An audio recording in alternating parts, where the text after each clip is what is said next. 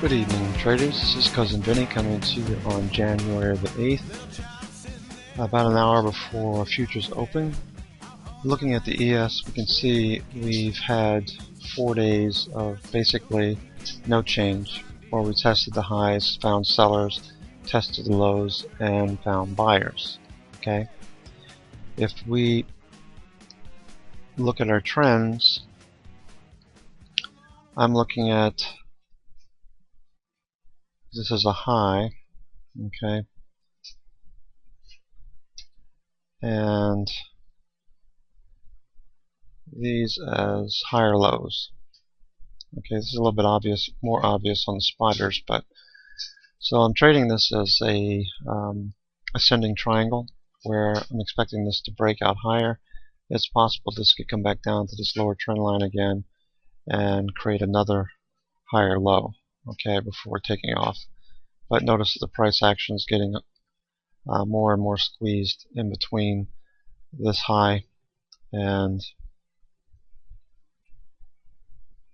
this ascending trend line, okay?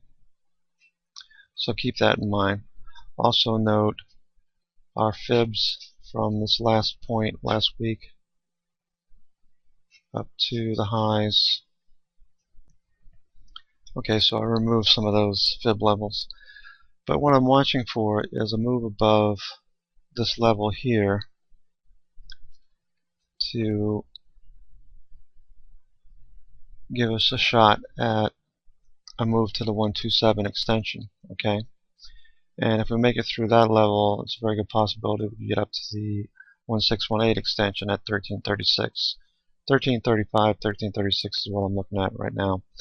So that would be basically back up here at the highs.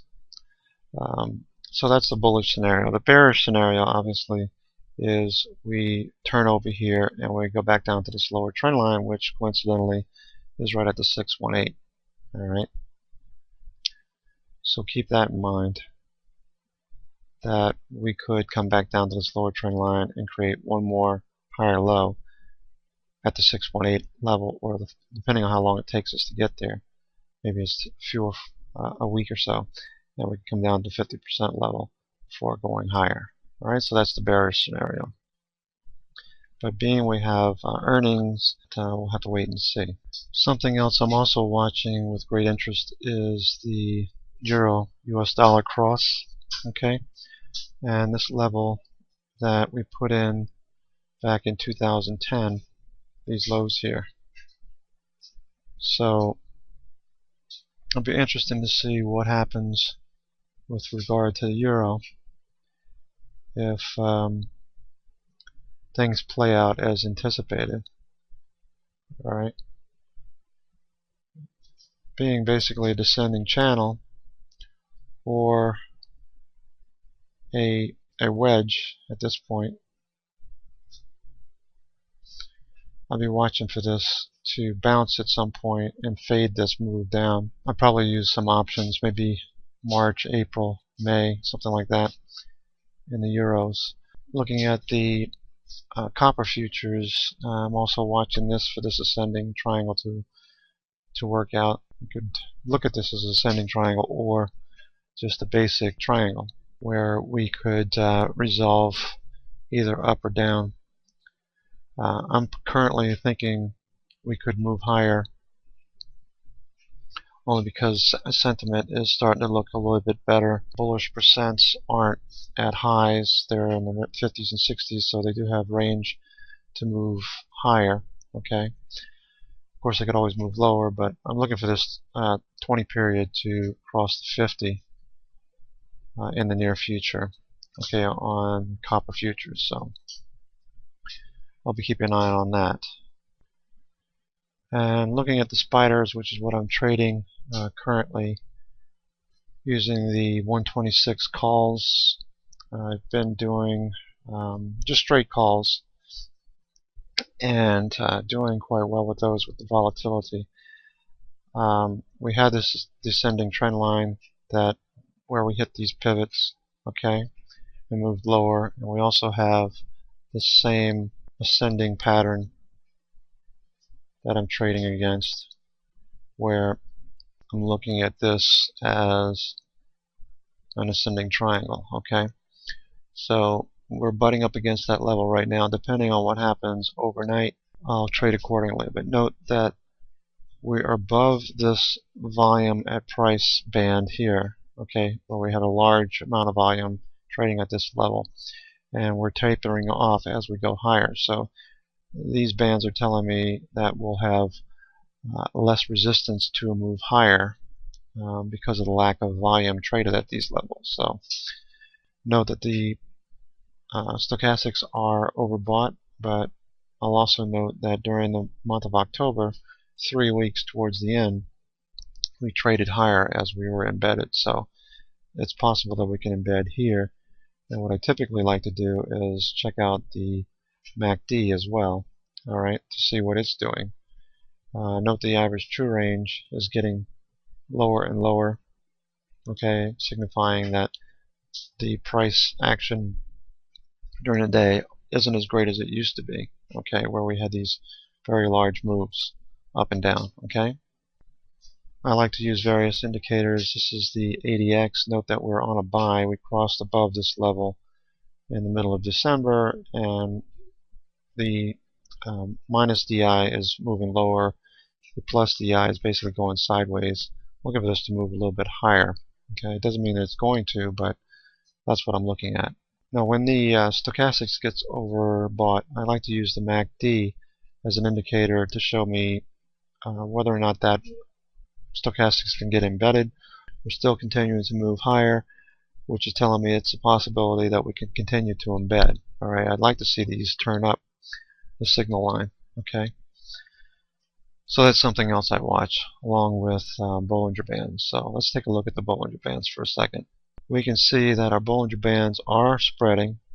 The lower Bollinger Band is spreading as well, which you can read these two ways. Right? When the Bollinger Band, lower Bollinger Band, the one that's away from price, moves away, it's telling you the move could be faster. If this Bollinger Band starts to turn up and head in this direction, what it essentially is telling you is that this move could just grind higher, alright? And we could stay between the upper Bollinger Band and these shorter term period moving averages. Now, if you look at this, keep in mind that I also watch for the price level to stay within these upper Bollinger Band and the 8 or 10 EMA, depending on what you're using. The minute that this breaks below that level, that would be an indication that it's a possibility of a sell signal, okay, just from the Bollinger Band standpoint.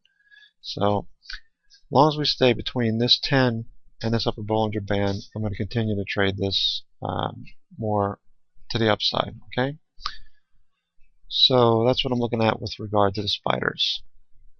This is a trade that GTO brought up over the weekend. I was watching Twitter, and I'm looking at these the Bollinger Band, or excuse me, the volume at price levels here to trade into this vacuum area here, which he mentions as well. The thing I liked about it personally was the ATR, okay, the fact that it was moving lower and it's just starting to turn up, if you see that, okay.